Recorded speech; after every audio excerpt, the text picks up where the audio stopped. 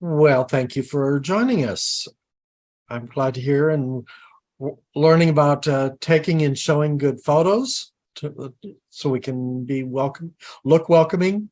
We want to be welcoming. And of all our congregations, I think Denton has shown the best photos. So I said, we should have them do a workshop. So behold, here we have our workshop. Tesa is an artist and photographer and will be leading us today.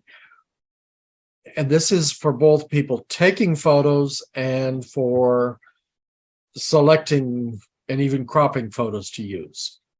So even if you're not the photographer, there's still something to learn here. And I think that's about it. Oh, I should say why I came up with this. I saw this need. We have profile cards that we hand out at different events and, photos of each congregation. And our profile cards are woefully out of date. Most of the photos are at least 2 years old. And it has been a struggle to get good photos.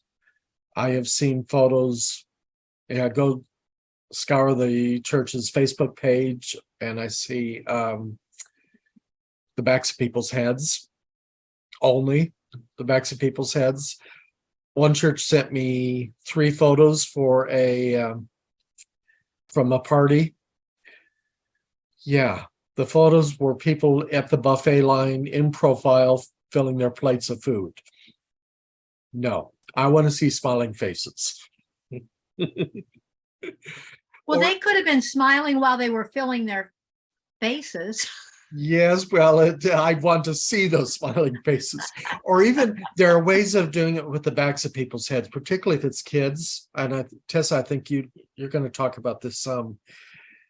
Because with children, we have to be careful that we don't show the face too carefully.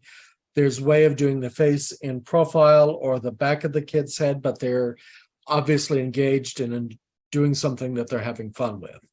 So I think you're going to talk about that some, I think. And why don't I turn this over to you and let you get started? Okay.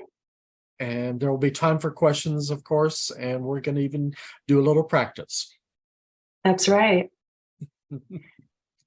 Okay, thanks everyone for joining us tonight. I'm going to go ahead and share my screen for my PowerPoint. Let's see. Okay, is that working well for everyone? Yes. Okay, thanks. Okay, photography for a strong online presence, and of course also for the photo cards that Daniel puts together. So we're going to learn some tips for taking and presenting better photos for our UU congregations. So the topics are going to include the basics: why, who and what, when and how. And the how is the big one, of course. So the point of all of this is to make our internet presence friendly and more welcoming, and also the flyers too. We want to showcase the people who make our churches amazing, and we want to visually communicate what we offer the community.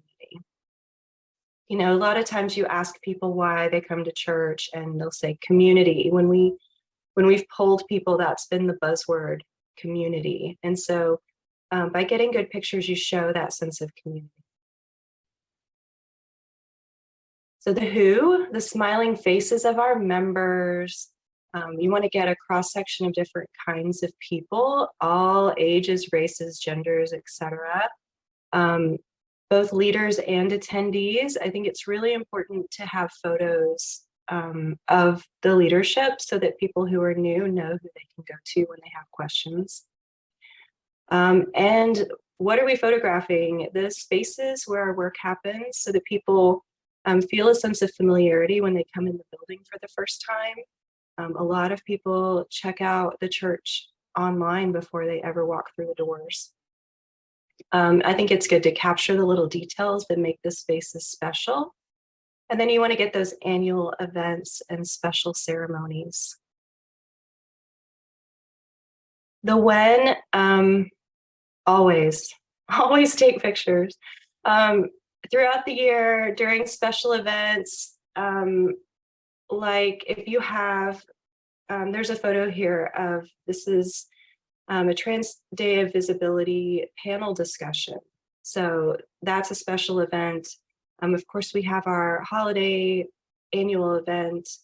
I'm a really big fan of staging photos after hours, and we'll talk more about that later. Also, you want to take photos when the lighting is amazing. So noticing that makes a really big difference. And you also want to be sure that you're paying attention to when the outdoors look their best, depending on the time of year. So the how, that's what we're going to be focusing on. And I'm going to go into each of these bullet points in more detail.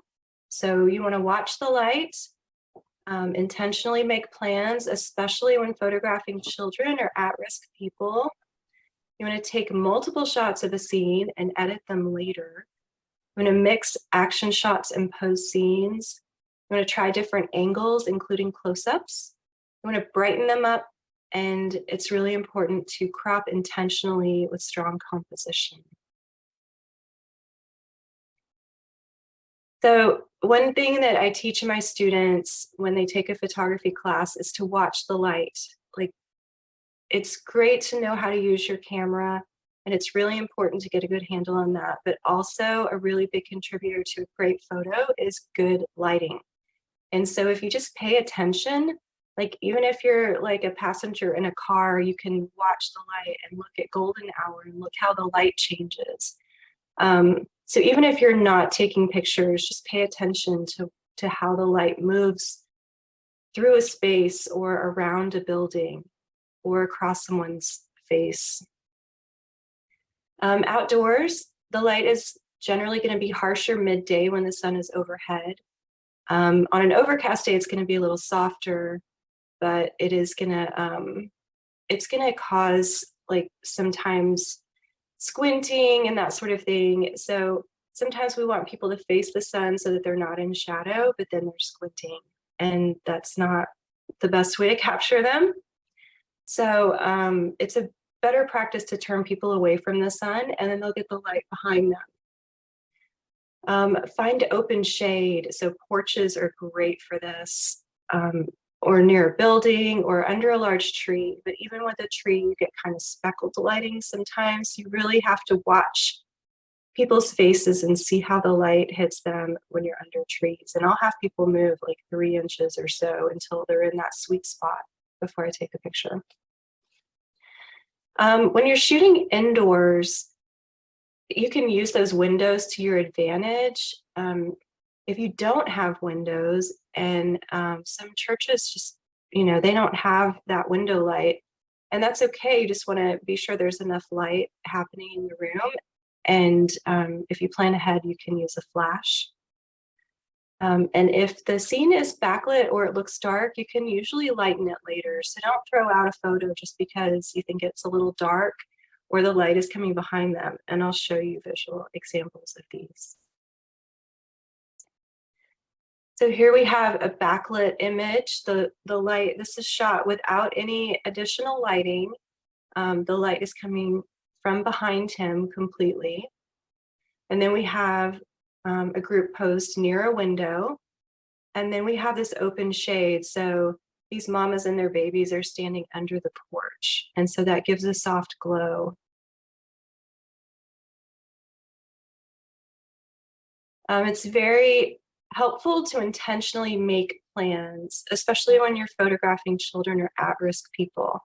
Who am I talking about with at-risk people? Does anybody have any thoughts on that? I would say people who aren't out in from whatever information they want to share. Yes, and maybe people who are in a situation where they're trying to avoid a violent ex-partner finding them or something like that, right? So some people don't want their photos all over your website or, you know, being passed out on flyers. So it's important to be sensitive to that. And so if you have, like, you know, we have a Sunday morning program for our children, and I think it's really important to tell the teachers in advance that you would like to take some photos and plan with them and see when would be a good time or when would be a good Sunday. And, you know, it can get really creepy if somebody with a large camera is hanging out with the kids. And so it's best to have permission before you do that.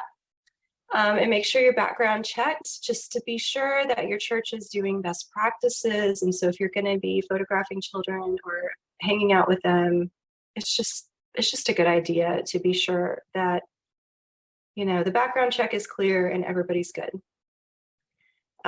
Yes, and again, certain groups of people are more at risk and they do not want public attention. So like when we did the Trans Day of Visibility panel, all of the people in that panel signed waivers. So, you know, we make sure to get permission in writing, especially since most of them were not church members.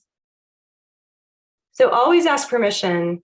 If you know someone well, you can ask their permission and feel pretty good about it.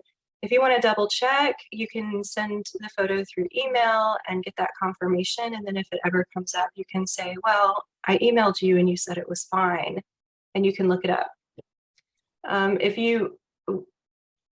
If you don't know the people well, if they're guest speakers or with the children, you want to get that more formal photo release. And our administrator keeps these on file for us. And we also, with the online registration for our youth, we have a box to check. So do you give permission for us to use photos of your children or not?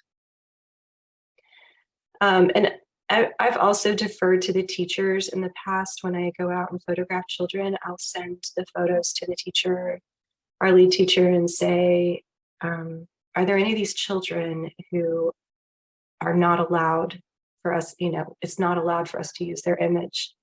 And so I double check through her too. Setting up a photo shoot is a beautiful thing because people know their photo will be taken and they will look their best. Sometimes you catch people and you get a really good shot, but they are not happy with the way their hair looked that day, or they didn't like that outfit very much or whatever. So this means they know it's going to happen and they'll be sure they look the way they want to look. When you set up a photo shoot, you can pick the people and the time of day. You can ask for volunteers, and you can set the time for when the lighting is best. You can take specific photos to illustrate general friendliness, which we did a lot of when we were in ministerial search. We wanted to put a good face forward for potential candidates who were looking at us. And close-ups are more comfortable when people are ready. You don't want to get in somebody's face with your big camera if they don't feel comfortable with you doing that. So if you schedule this in advance, they generally have an understanding that you might be getting up closer and taking those close-up pictures.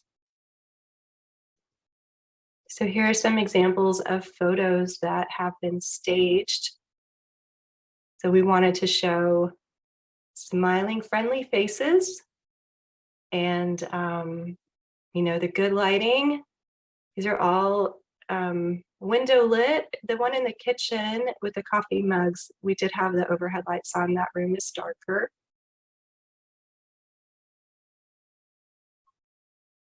So this is really important too. Take multiple shots of a scene and worry about the editing later. Just keep working, keep shooting. And then as you take different shots, you can allow for different facial expressions or different options to choose from later. People move. Sometimes things get, you know, people get blurry or out of focus, and that way you didn't just take the one picture and then look at it, because when you do that, you're taking time away from capturing the scene. I'm laughing because not everybody's smiling at the same time, right? Right. Right, that happens for sure. So here I have these 4 examples. This was an example of that where I was like, okay, let's do this photo shoot. And you guys put the dishes away. And so I kept shooting. So which one do you think is best?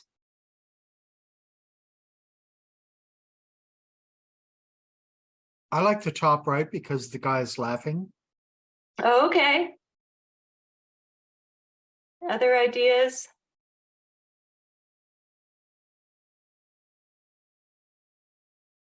Jeffrey, are you saying so? Oh, Gina, go. Am I on? Bottom Yeah. left. I like the bottom left one because you can see their faces more clearly.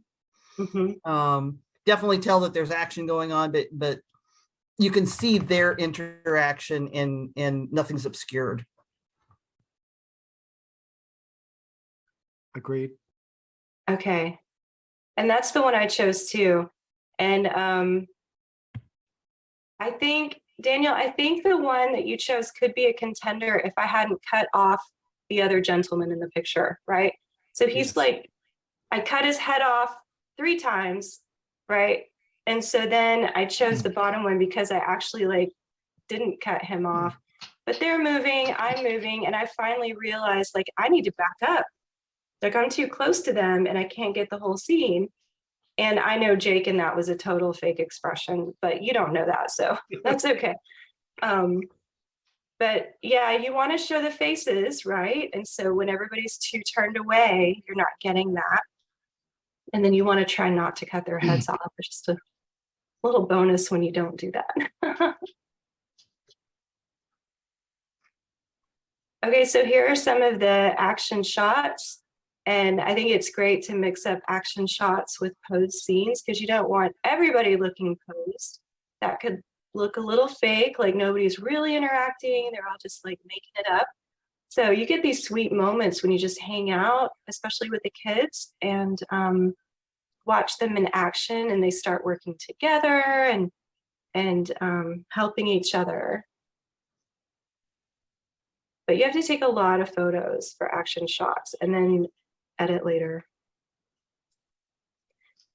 So these are all from the same scene, but they're shot from different angles. So another good thing to do is to try a bunch of different angles.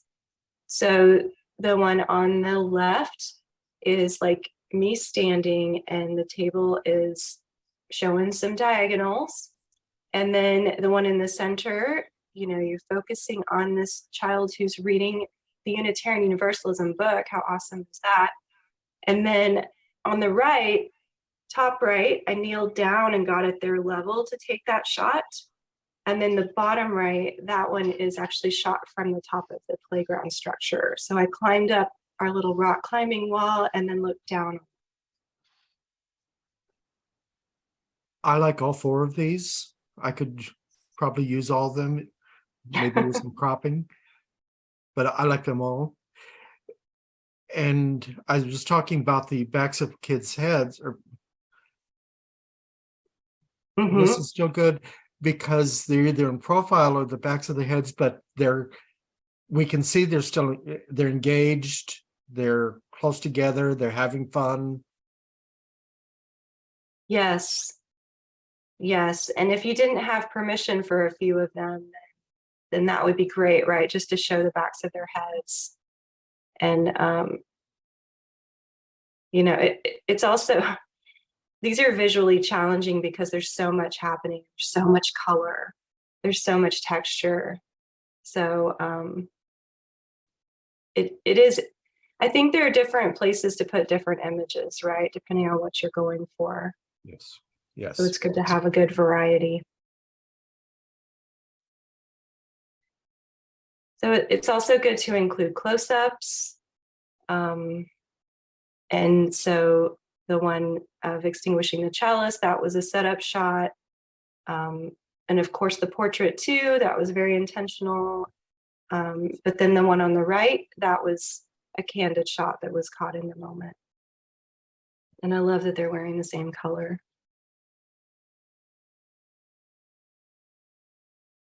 It's also good to brighten your images up.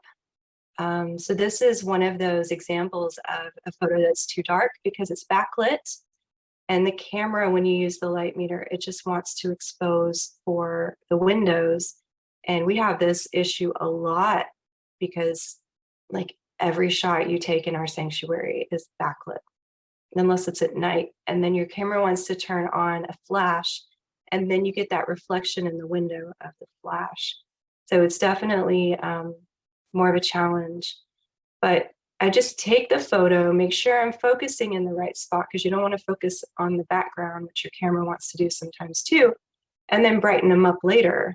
So now you can actually see what's happening. You can see that the water is being poured into the vessel for water communion, and it feels brighter, it feels lighter, and a little more fun. I was going to ask how much you use reflected light.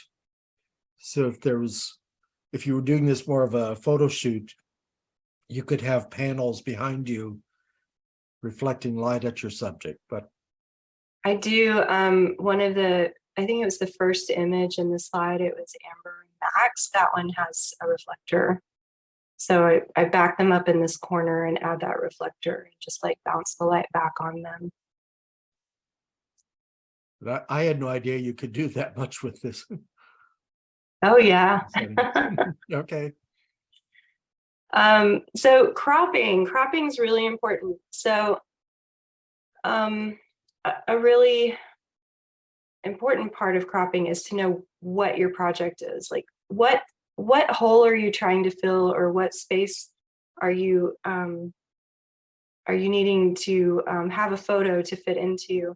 So here's one where on the left is the original photo, and then I have to go through a lot of photos to find the ones that fit on our website banners, because they're so long and narrow, and you can see that the words don't move, so that our whole lives has to be right there. So you have to find images that work in those very tight parameters.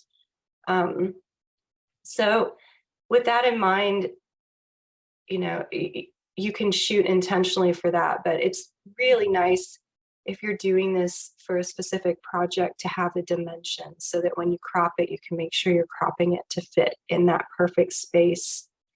You want to watch out for cutting off edges. And again, when in doubt, stand back a little bit, and then you can crop in tighter later if you need to. So these are just a few examples of strong compositions. There are other resources I'll show you, but this is a very balanced composition because everybody's sitting in a row. There's this foreground shape. The background is like tree. It's very simple, and there's not a lot of variation. And it works because they're all in a line. But if the kid on the right were to have his legs out, then it would feel heavier on the right, and it would no longer be in balance. I also like that even though it's the backs of people's heads, which I would say was unwelcoming, they're scrunched up together, so I can see that they're having a good time, that they feel close and comfortable together. Mm-hmm. And I thought it was cute that the girl in the middle has her t-shirt on, Unitarian Universalist Education for Youth. Cool. Yeah. So another strong composition is the rule of thirds. So the original photo is here on the left. It's not bad, but it could be better. It should focus on the kids, and there's too much negative space there. So when you crop it out, you can crop to put the two standing boys on those lines that are the rule of thirds. And then it helps you see more of the action of what's going on. And the way they're both looking towards the book makes you then look at the book and realize there's a baby there who also wants to see the book. So it's like your little surprise, like a little like, oh, now I see the baby better, but the baby kind of disappears if you're too far back, if you're not cropping in. And then diagonal or leading lines are a really great way to activate a photograph and make it more interesting. It makes it dynamic, and it can lead the viewer's eye to different parts of the photo where the action can be. So hit on the left in the tree. Notice that his arm, the arm up on the tree is mimicking the diagonal of the tree limb behind it. And then the other arm that's like down in his lap is also mimicking the tree. And so all those lines flow up to his face. And then the kids with the sidewalk chalk, your eye is being led to that place where he's drawing, and she's looking down at it, and her arm is in alignment with the diagonals as well. And, you know, I mean, I probably shot, I don't know, 15 or 20 of these kids using the sidewalk chalk, and then found this one and was like, okay, that's it. So you got to keep shooting a lot. It's not all just going to line up beautifully the first time and, you know, make sense visually. There's a caution with cropping, especially if you're using a phone to photograph things. Digital files have a limited quality, and so if you're like, hey, I want to really focus on that baby, and you crop that closely, then you lose quality, and then you get this really low resolution image. And that might work online okay. Like if I was putting this on the website and it was like an inch or two, it'd probably be fine. But for printing, it's going to be terrible, and it's just going to look like it's soft, and you can see those pixel lines, especially in the edge of the book. We want to try and avoid that.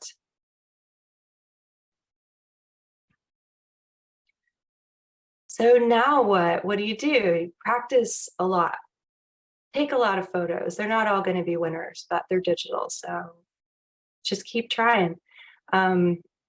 It's really helpful if you talk to your web designer and see what is needed beforehand. And then it's important to get your photos to the right person.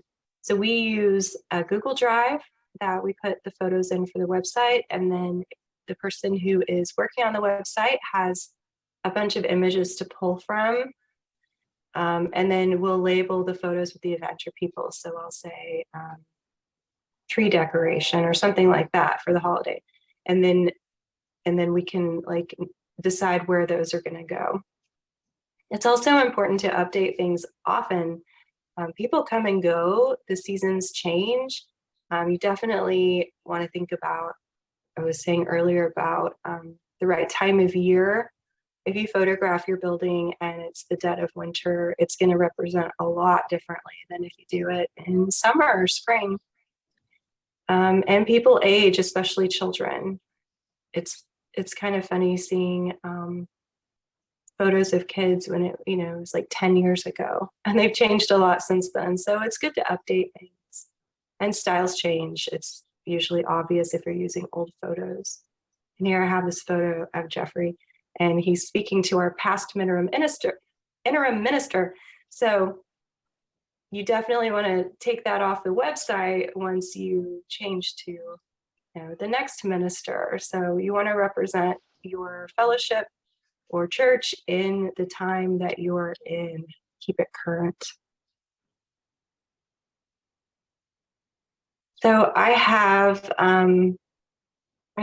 a little page I added to my website. So I'm gonna show you that. And that's over here. So it's at, oh, sorry, I covered up the link. It's at tesamorin.com/intook. And so I have extra videos here. If anybody's interested, you can go to my website. And I just pulled some of my favorite videos that I show my students when I teach a photo class. And so there's one on composition basics, if you're going to use your phone's camera, how to control the exposure on it, and how to use windows to light people well. So there's some more resources if anybody wants to see more of that. Are there any questions before we go on?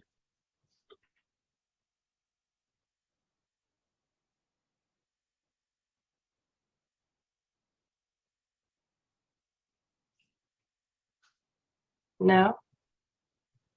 Okay. Well, Daniel has, do you want to share your image first, Daniel? I've got the original here. That's the image that I would share. I was going to ask ask everyone to talk about this photo. This is real life practice. I was sent this photo that was taken last month. And I said, okay, it's helpful because it shows what people would see when they come to the church. And, if they're driving along, oh yes, here's the building. I recognize it from the photo.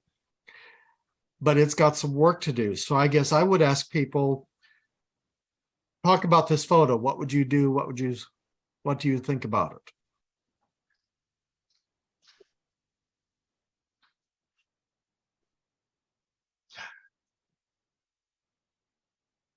Is it perfect?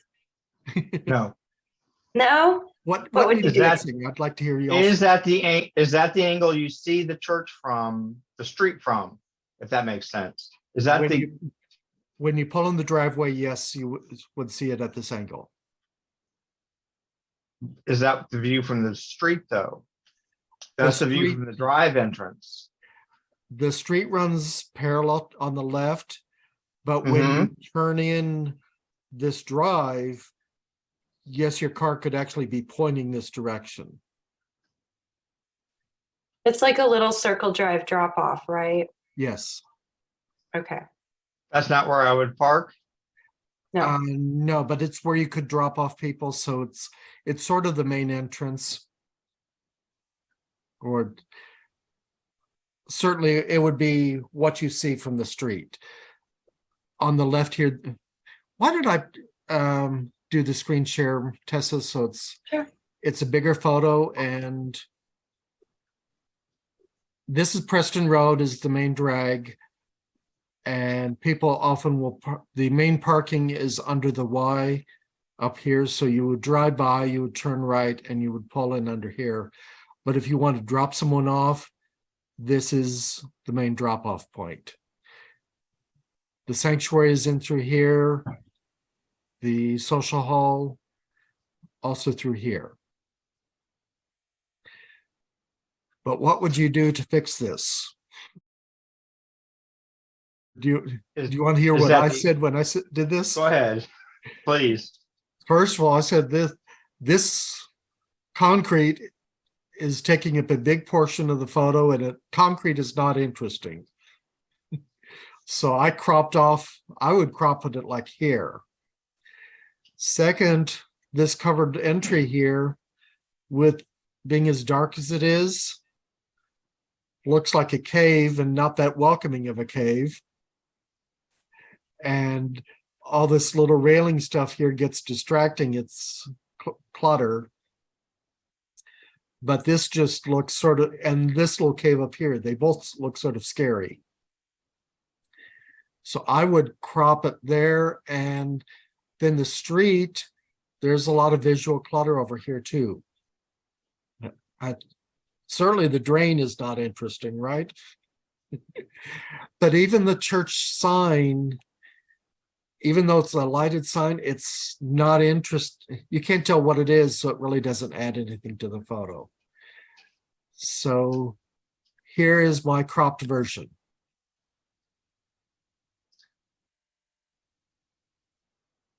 And the main entrance is in that corner. This goes into there are a couple entrances. There's another main entrance on this side of the block, but this is the main entrance right here. Yes, That would be goes- something you'd want to highlight. yes. And you notice also on the car, I blocked out the license plate. But the name of the church is prominent. If this were taken in the spring, then the trees being in bloom would be a little more welcoming. Leaves turning brown isn't that, particularly in this one, isn't that welcoming, right? It's interesting though, because it blends with the building behind it, but the other one is green, right? Yes, these look more green, but this one Mhm. looks brown and looks rather dead. Depending on, oh, and then also I did, just to keep it balanced, I cut off some of the sky just for balance. Depending on where I'm using it in print, I would cut some of the more off the top and maybe more off this side here. Daniel, I probably, when I'm looking at it, it looks on the bottom right. Yeah, down here. I don't know that I would have cropped it quite that close, but I need to see the original again to look at it because it feels very abrupt to me right there. Yes. I almost want that to come out just a little, just a hair more. And that was a decision there. I did, And I realized that building there, I mean, that part of the building there, it might take away from it, but yeah, that's the only thing I thought is that it looked a little too abrupt right there. It's like there needs to be a little more, there's a lot of headspace and not as much.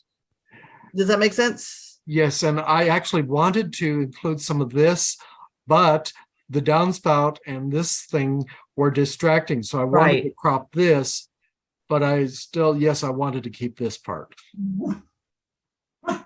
Should we work on it? Should we work on it together? I think the right answer is yes, right? Yes. You're fishing for an answer, right? Yes. So the other question I had for y'all, now I like that there is a vehicle here because it's, gives scale to the building and it says the building's not abandoned. But the type of car, being a shiny, big shiny new Tesla, is it going to maybe confirm some stereotypes about us? How do y'all feel about that? I'd like to reaction on that. Does this say, oh, you have to be rich to go to this church? I don't know. Honestly, I'd probably reshoot it without the car, but that's a hard call because it shows that it's a drive-through, but it's really, there's no way to remove that thing well if you wanted to take it out. Yeah. Tessa, Yes. do you like the angle of the photo? Oh, Jeff, how did you know? See, I would correct the angle. I used to live in north of LBJ, but drive down Preston for I don't know what reason to get to Oak Lawn, and would pass by the building and the original facade on the left is what's what I want to use. I mean, it's good, it's great, it's big, it's a statement. The word's not coming to me. It's a forefront. You know what I'm saying? And I think it should be highlighted. The front of it. It is distinctive. So you're saying you would photograph it from the other angle? From more of a, as best a direct 90 degree, 45, 90. Okay. But not really an angle, unless, of course, I would play with it because my feet move. You know what I'm saying? And Tessa might know I take multiple photos of anything. So you're talking about more of a dead-on shot, right? Thank you. Yes. Yes. Let's see that. And From somebody who has driven down that way for years. And I'm not the one who took the photos, so yes, I'm just working. Well, that's good to know. I didn't want to hurt your feelings. No, and actually, because I'm just working with what I've got, and I'm looking at it here. I could even see cropping it here and cropping out the dead tree or the dead looking tree. I see what you're saying. I think that would put that would focus. What do you call the sandstone colored part? What do you call that part? The stucco here. Okay, fine. Yes. Sanctuary. Yeah, this is the sanctuary building. Okay, that's the sanctuary. So, that would be a little more of the highlight because yes, the vertical lines I'm seeing on the right-hand side are interesting. That's not the focus. Yeah. Because the stucco sanctuary building stands out. I mean, you're driving down Preston. I mean, there are a lot of things to look at, but that stands out. You know, just from my memory, I've not been down that direction in a long time. It went away. So you just to see what it would look like here. You see how it puts more focus on lower the top crop a little, if you can. That's true. Okay, well, Now it's, That's fine. it's working, but yes.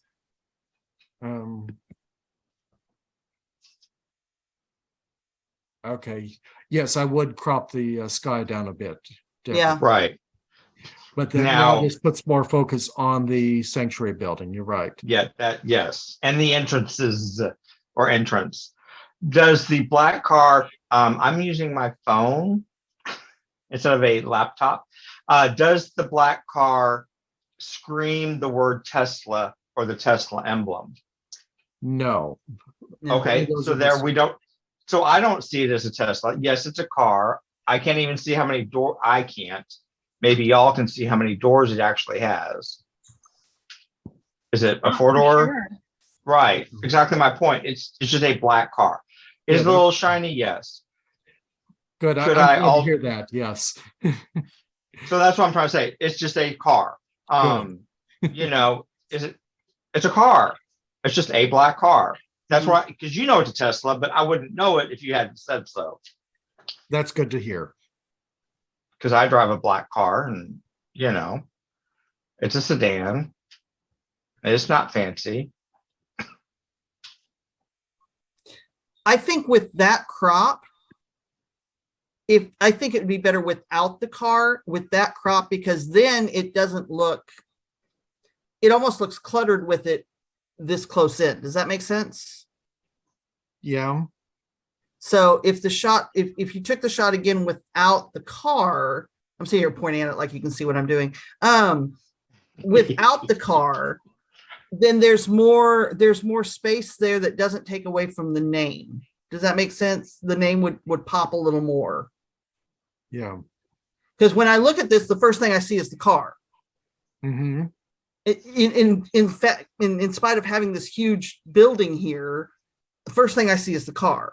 So if the car's not there, then I see this beautiful structure, but the dark part that I see, the thing that wants to pop at me, is the First Unitarian Church. Yeah. Well, that gets into my getting someone else to go retake the photo. Yes, I get that. I get that. I guess what I'm thinking here is I could crop some off the bottom and crop off some of the cars so it's less obvious. I don't know that would work. I Do you don't think that would look good. I don't think that No. would work. What about, but in Photoshop, can't you,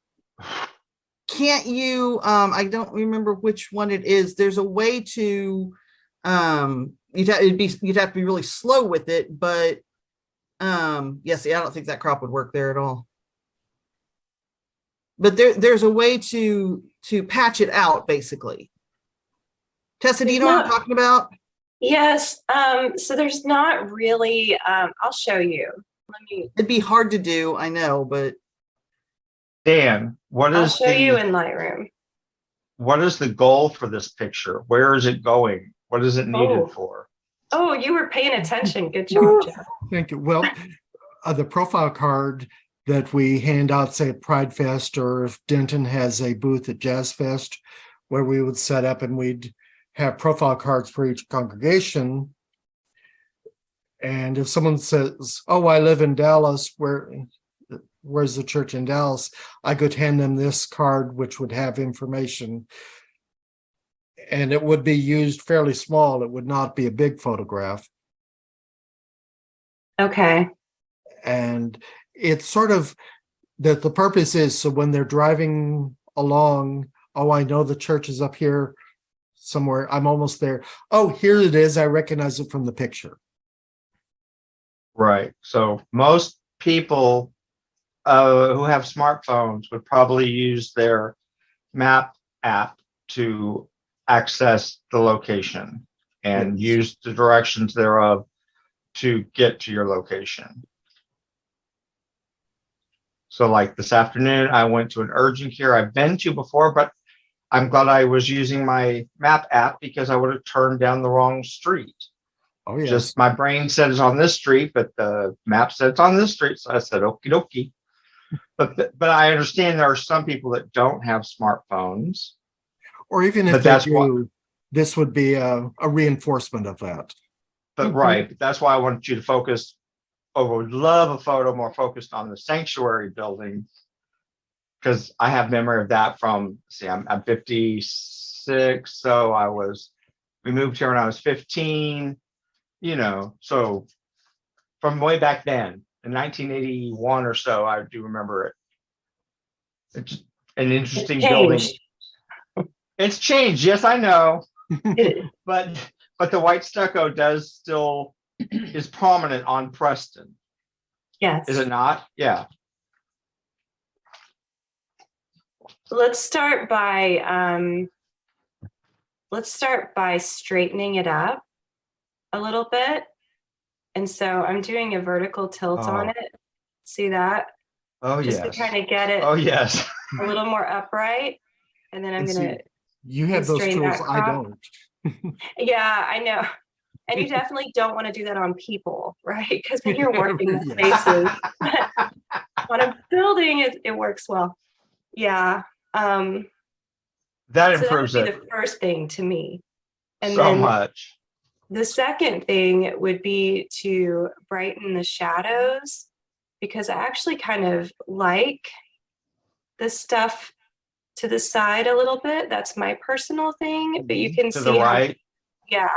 Okay. If So that this were lighter, area I would over like here. it, yes.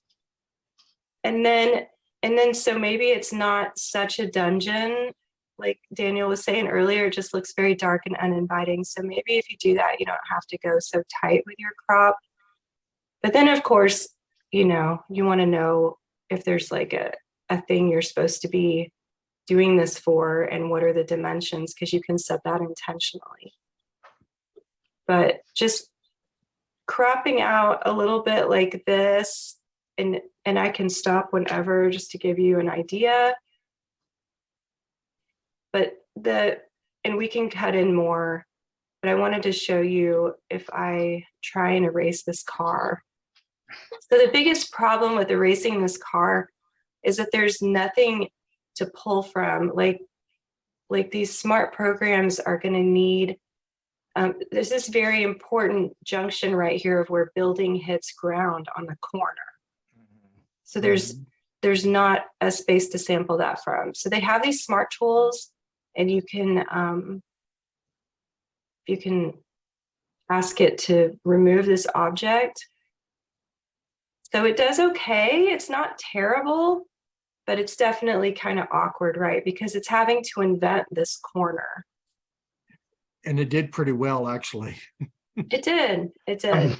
I would Kudos, never right? know. I would never know. You don't think so? Of I course, might- remember, I'm on my phone, not a laptop. That's true. On the laptop, you can still see a little bit of that outline. Mm-hmm. But how big is a calling card? What do you call them? Oh, the profile cards postcard? are a half just- page. 5x8, Yes, yes. 4x6, 4x6, 5x8. 5x8. And if you think the photograph is what, 2x2, 1x2, About 2x3? 2x2 is what I'd use. 2x. Say And again. maybe, if I was to take it into Photoshop and like really, really work on it, I could probably like make it even less noticeable. But Can you make the letters a little blacker or increase the letter. black? I said I'm using iPhone tool or Google photo tools. Yeah, I can. And Brighten it one more, two more, or yeah, reduce shadow. all of that can happen. And that, and then we're it's the kind of thing like it can totally happen. How much time do you want to put into it, right? Yeah. But yes, I can select all that stuff out. I can make the trees look a little greener. Any of that, remove any, like there's a little spray paint here on the drive, just that kind of stuff could be taken out easily. But you know, the sky is so well done in this one. You don't even have to like, a lot of times the sky turns out so light that you have to go back in and darken it. This one is really nice and blue. I just chuckling. Yes, we want to rearrange the clouds. The clouds aren't lined up properly. We can do that too. I would still crop a bunch of the concrete at the bottom here. Yeah. Okay. You know, and it's funny because you see things when you crop that you didn't see before, like this Jeep over here. Suddenly I'm like, oh, there's a Jeep over there. We need to get rid of that Jeep. So it's Take funny. your car. Yeah. Take out another car, right? That tilt that you did improved it 100%. Yeah, it did. And again, a lot of it is just noticing, right? If you look at it and you go, okay, what can we do to make this a little bit better? And you go, oh, the tilt is a little much. And you know, I looked in, like, I have a Mac, and in the Mac tools, they don't have a way to correct that in the Photos app, but I know Instagram does because I use it all the time. So sometimes, you know, you can pull it into a different program and do the things that you can't do on your Interesting. basic app. Yeah. So any other suggestions or ideas? I guess I'm inclined to crop it the way I had done. For one reason, the name is not centered in that low wall that it's only about a foot tall. Mm-hmm. And cropping it down that big brown wall really centers the name on the building, or puts the photo at the center of the name at the center of the photo. Yeah, and that's a tough call because you want to leave room for like the name, of course, and then you get these like barricades that are everywhere, and so then it's like, do you take these barricades out? Do you leave them in? Do you focus on the door? And I think, you know, this just shows there are a lot of good ways to do it. There's not just like one right answer. Yes, yes. So depending on what your project is, also your resolution, because like for me, it's starting to break down now, but this is like, it's large on my screen. So if you're just doing it this big on a postcard, it's fine. But yes, there, you know, depending on what your focal point is and your whole idea, you can totally crop it 10 different ways and it's still correct. Mm-hmm. And I'm seeing what Gina was saying, that the walkway at the bottom right corner is nice. I like that. But as I said, the guttering up above is what's distracting. But I guess like I'm not seeing that. Maybe you're seeing it more since you see the building often. Yes. My eyes are going basically to that corner where the old sanctuary meets the glass panels. Yes. So that's where the name is. So the sides are, because the sanctuary is so big, and so it's on the left and it's there. But my eyes are focusing center, which is that doorway and the name. Mm-hmm. Yeah, and usually if there's any kind of writing or words at all, our eyes go straight there to read the thing. And so, you know, if there's a trash can and it says trash, it's like, that's where you go. So this is nice because the words help lead you to that corner. So, opinion here. Do people prefer with the car or without the car? What do y'all think? Gina was correct. It was distracting from the name of the church. Yeah, I like it better without the car. Okay.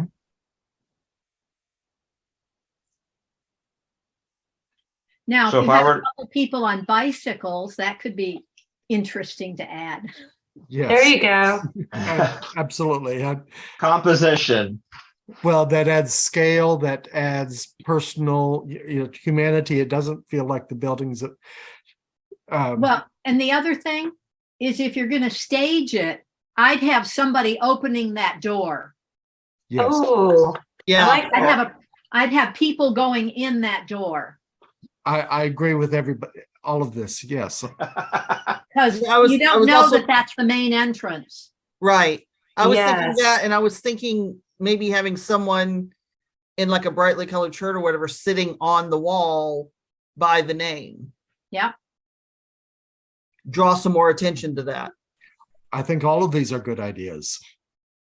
Yes. So as I said, I have to maneuver getting someone to retake this photo because I While only we're have a at it, smartphone.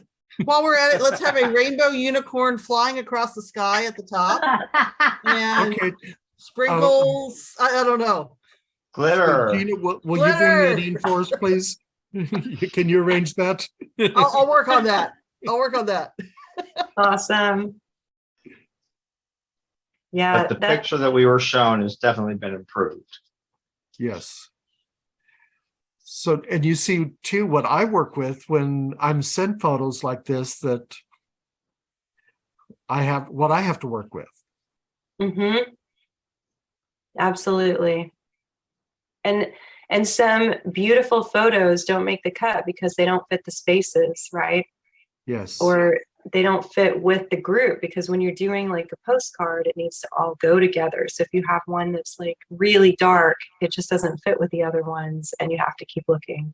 Well, and that's when the lighting tweaks. I'm not sure if I have those options. I mainly work in publisher, Okay. so that's. But in terms of photo editing, I can basically crop, or you would do what my smartphone can do. Well, Google Photos has quite a bit of editing you can do. Okay. Hmm. Something else I can work on learning.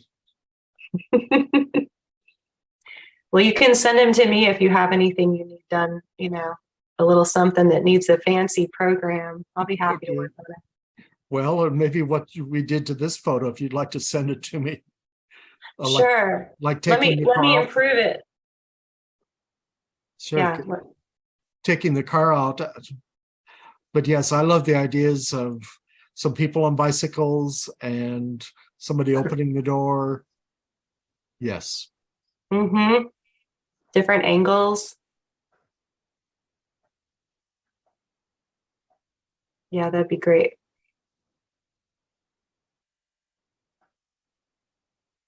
Well, thanks everyone for coming. Okay. Thank you. Thank you, you. ma'am.